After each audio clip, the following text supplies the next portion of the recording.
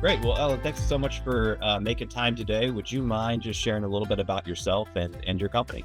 So Elin Stensdotter, and we quite recently sold a business with website closers that was in the finance sector with customers all over the globe. Great. Well, was there any kind of unique challenges you guys faced as founders just when you were considering selling, and what were they? I think it was mainly to make the decision if we were to sell or not to sell. And also we were expanding quite heavy, and it was growing fast, but we also realized that we had our own limitations. So we started the business during COVID more as a hobby and change of career. And then we realized that we are probably not going to be the best ones to scale it. We took it to as far as we could. And then we realized that there's a great potential, but we are probably not the best people to do it. There are other people out there better suitable for it. And we wanted to move on to new adventures.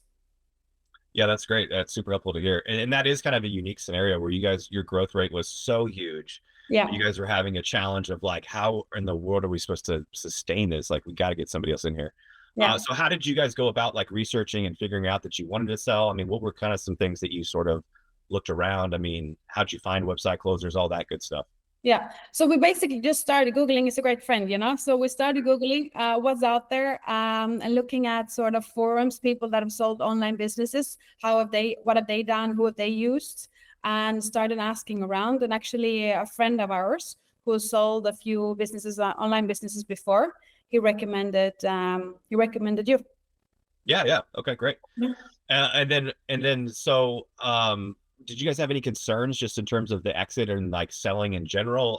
I know the challenge was the really crazy high growth rate that you guys were experiencing, and trying to get somebody in there that would actually be able to capture that too. But what were some concerns as you guys came down to make that decision to sell? Like, what were some maybe apprehensions is a better questions? What were you guys concerned about with the selling process?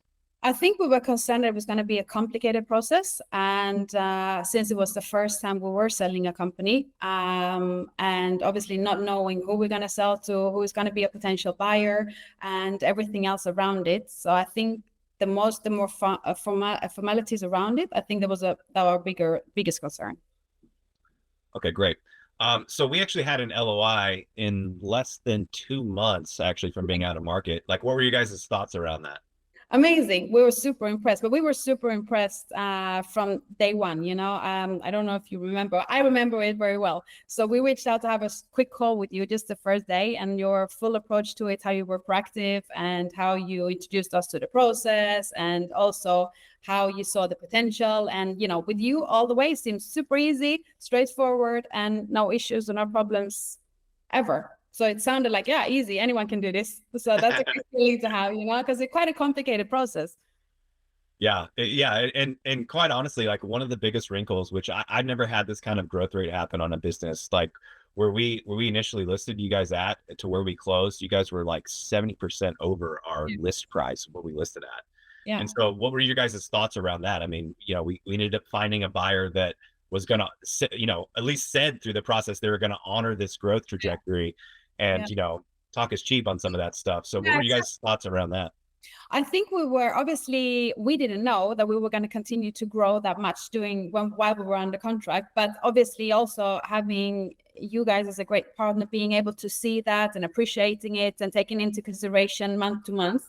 So I think we didn't really have any concerns. We were just more happy that we were growing and thinking, how is this going to be calculated? But you handled it like a pro. So we're super happy about it. We're happy that the company is growing, and we're happy the way it was handled. Yeah, absolutely. So was that the biggest wire you've ever received in terms of the cash that hit the account when it's fully funded? Yes, for sure. That's awesome. Yeah. So what is the wire, the actual cash received? I mean, what does it mean to you, and what does the sale of the business just mean to you from a personal level? As I said, this started like a hobby from a mobile phone, to be very honest with you. And the way we built it, there was a huge reward that someone was willing to pay for it, that we built something that is, of value to someone else. And also like a receipt, we've done something very good. And with it, like you said, also the growth, how much you continue to grow while we're under contract. So I think, yeah, just a receipt that we've done something very good. And now it's time for someone else to continue to do it even better. That's great. Yeah. Yeah. So let's just pretend that you guys were going to keep it and you didn't sell it. What do you think the likely outcome of that was, just from a even maybe from a management perspective of handling that kind of growth and those kind of things? Like what were your guess beyond what would happen and where the business would be at?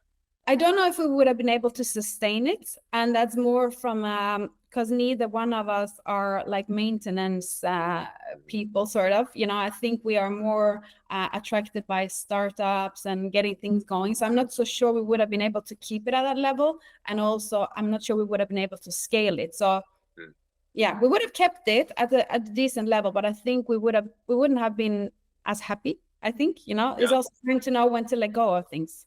Yeah, that's a good point. Yeah.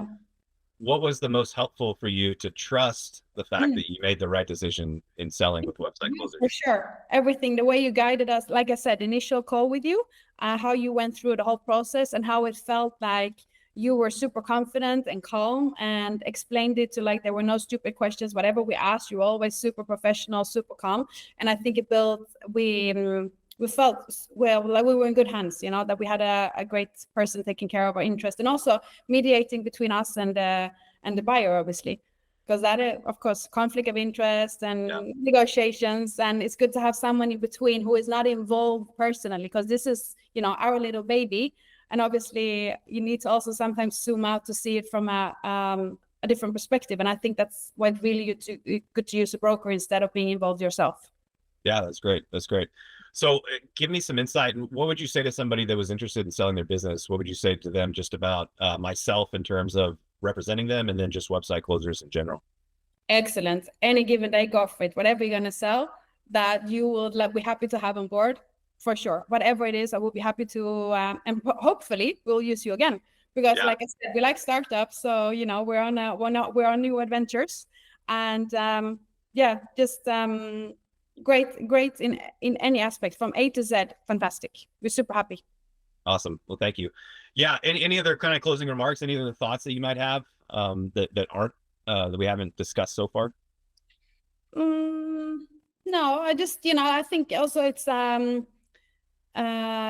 you were amazing as a broker for us, and I have not been involved with anyone else within your company, but we were super happy with you, and also that you were able to recommend us to a good lawyer, and that you have a network within your industry, and that it feels that your company is a professional company. Everything is organized, everything is super. I'm Swedish, I like things square. Yeah. Absolutely. Yeah. And also, I think it helps, even if people say I don't like when things are square, but at the end of the day, in these kind of situations, it does help, because then everybody knows exactly what's going on. Exactly. And so everything super happy. Nothing else. Great.